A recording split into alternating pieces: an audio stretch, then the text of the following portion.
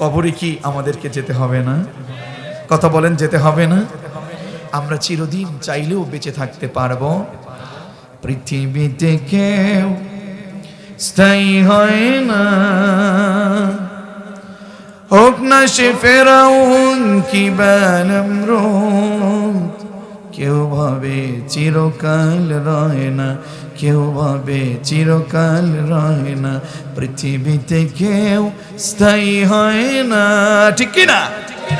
সুতরাং অন্যায় ছাড়ার দরকার আছে না নাই? অপরাধ ছাড়ার দরকার আছে না নাই? পৃথিবীতে আমরা চিরদিন বেঁচে থাকবো না। কেমন যেন আমাদের আচরণে মনে হয় আমরা বুঝি অনেক বছর বেঁচে থাকবো। কেমন যেন আমাদের আচরণে মনে হয় আমরা মৃত্যু থেকে পালাতে চাই।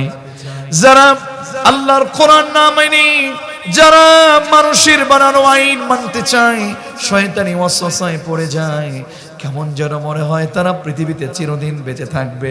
আল্লাহ বললেন না, চিরদিন পৃথিবীতে বেঁচে থাকা যাবে না। যত কষ্টই তুমি করো, যেখানে গিয়ে তুমি পালাও, তুমি কোনোভাবে মৃত্যু থেকে বাঁচতে পারবে না। ঠিক না?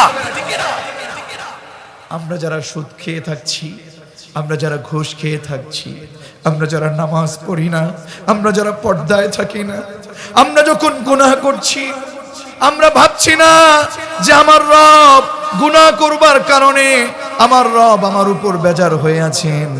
মালিক বলেন, গোলাম, যত শক্তি তোমার আছে না কেন, যত শক্তি তোমার থাকুক না কেন, যত টাকা পয়সা তোমার থাকুক না কেন, শুনে রাখো, মৃত্যু থেকে তুমি পালাতে পারবা না।